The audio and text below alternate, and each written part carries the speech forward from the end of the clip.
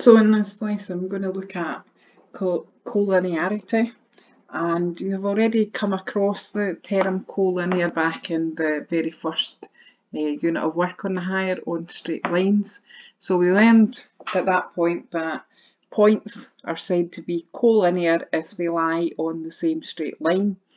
When we did the straight line work, we were able to use gradients to show that if you found the gradient between 2 points and then say A and B, and then you found the gradient between the point B and C, and if they turned out to be the same, it meant that the points A, B and C were in fact collinear, they were in the same straight line. However, when we're in three-dimensional space, we can't actually use gradients in order to do this. So our key thing here is that we say the points A, B and C in 3D space are collinear if we can show that the vector A to B is parallel to the vector B to C, and we've also got a common point.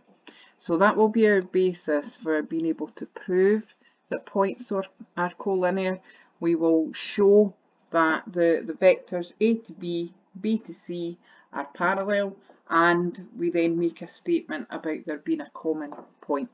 So this bit about I've just mentioned there about saying we cannot find gradients in 3 dimensions, instead this is what you use. So non-parallel vector, non-zero vectors are parallel if you can show that they're a scalar multiple of each other. So for example, here the vector u has got components 2, 1, 4.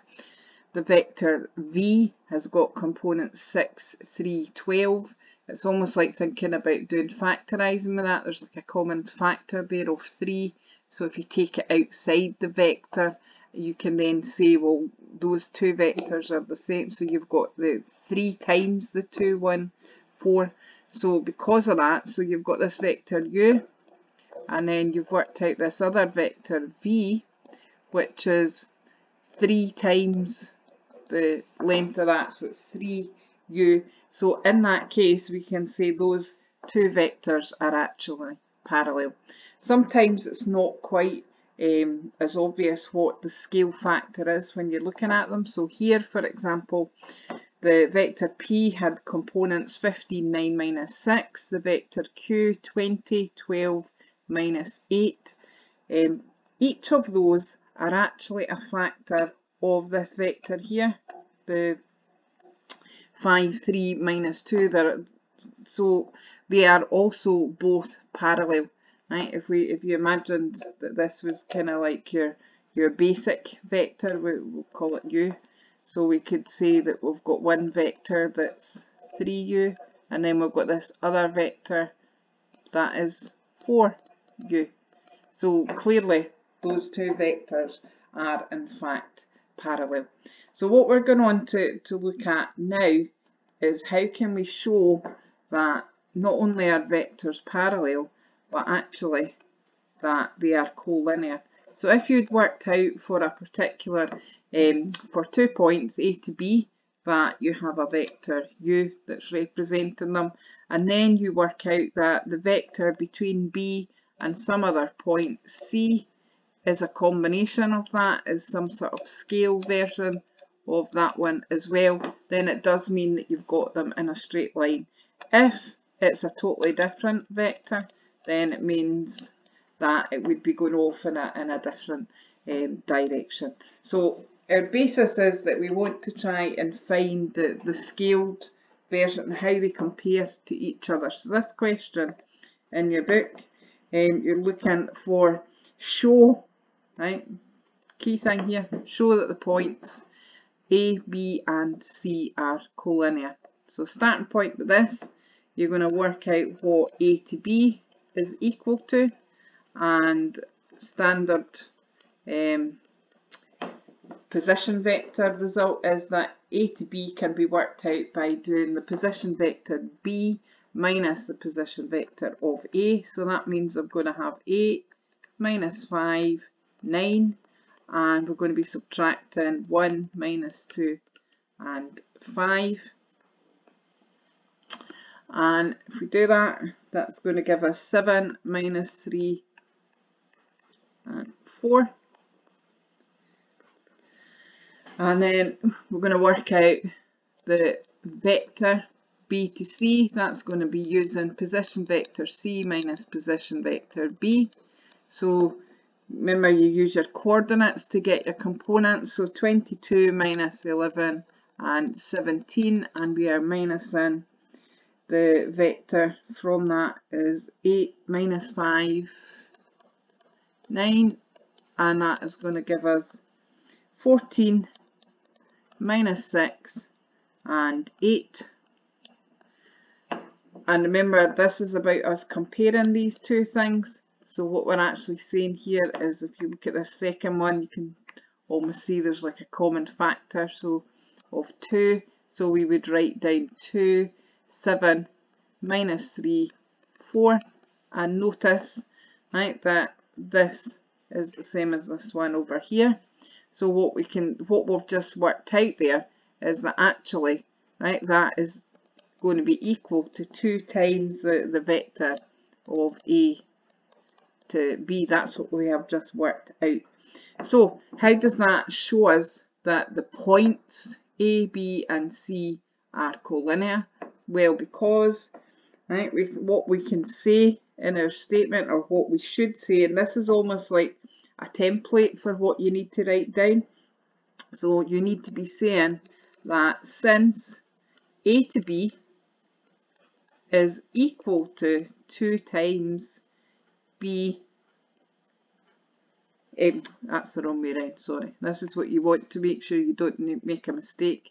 Right, so what we can say is that since our B to C vector, our second one, was equal to 2 times the first vector, so 2 times A to B, then what that means is B to C, and now that's the vector B to C, and A to B are parallel. Right, when you write one pair of vector, when you're comparing a pair of vectors and you write one vector as a multiple of another vector, then that means that they are parallel. But because we've got a common point, right, so we've got a common point between these two vectors, and this is what you need to state. So but B is a common point,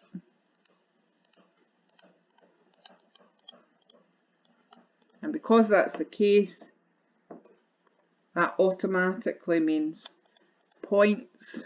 Now notice that this is the points A, B and C are collinear, which means they lie in the same straight line.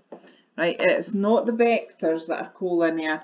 So the bit at the beginning, you need to make this statement. When you get this in the exam, it's important that you state one vector as a multiple of another means that the vectors are parallel. Right, so this is B to C with the arrow above it and A to B above it with the arrow above it. Those vectors are parallel. However, because there's a common point, that automatically sets us up with a conclusion that our points are in fact collinear. Now, sometimes it's quite obvious that one's a combination of the other one. Sometimes, and it's quite easy to make this statement here, that one, well, and not get it the wrong way around. So the bigger vector here, if you like, the longer one, is clearly BC, and it is a multiple of AB. So that's why I've written BC equals 2 times A to B. The other alternative to that is that you could write down that AB is equal to a half of B to C. Right, that would be the only alternative acceptable part there. So this one here, that was in 3 dimensions. You can get this in 2 dimensions or 3 dimensions. So for this one, this is an extra example, so I'll be saying to you to work through this and maybe copy down even just the coordinates for it. So we've got the points A, B and C, and they are collinear. You're asked to show that they're collinear, And then you're asked this wee extra bit about find the ratio in which B divides A to C. So we will do what we did a little minute ago, and we'll work out what A to B is equal to. And we will do this by doing B minus A. So we're going to have 2, 1 minus 7 minus 2, and that will give us the vector 9 and 3. And then we'll also work out B to C, which would be C minus B, and that would give us 17, 6 minus 2, 1, which will give us 15, 5. Now clearly they don't look at the moment as if they're a multiple of each other. However, as I said about thinking about almost like doing a bit like factorising, if we see in this one you've got a common factor of 3, so that would essentially mean that you could be writing that vector as 3 brackets, 3 times the column vector 3, 1, whereas this one over here it's like a common factor of 5, and then you get that, so you get 5 times 3, 1. So how does that help us show that the points are collinear? So actually what we've just worked out there is that to go from A to B, it's made up of 3 lots of this vector 3, 1. So that's like, say we called it the vector u, so that would be like 3 lots of u. And then to go from B to the point C, you're going 5 lots of that. 1, 2, 3, 4, 5. And that shoot the point C. So they are all in a straight line. They're just made up of a different kind of ratio. But if you write it like this and say that if we compare the length of AB to the length of BC, then we can say there's 3 bits here compared to 5 here. And then you can sort of cross multiply and say that AB will be therefore equal to 3/5 of B to C. And that allows you to use that then and make sure you get this the right way round. So the little statement that you'd write about proving that they're collinear, you'd write down since A to B equals 3/5 of B to C. That tells you that AB and BC are parallel, and you must put that bit in. Can't emphasise that enough to you. But B is a common point, so the points A, B and C are collinear. And that's it. So be aware sometimes it's not always obvious what you're going to write down here in terms of one being a scalar of the other one. Sometimes it's a wee bit tricky, like that one where you had to look at the fact that the 2 numbers that come out the bottom here, it's not instantly recognisable that one's a multiple of the other one. And if you think, you don't need to draw the diagram, but if you write it a bit like this here, that's my suggestion. Write it so comparing A to B compared to B to C, there was 3 bits there, 5 bits there, and then cross multiply to rearrange, and that helps you get your statement that begins your proof at the bottom. So quite important that you are able to make the statement and practice that. So be aware that yes, you're looking for one to be a factor of the other, but it can sometimes be a fraction.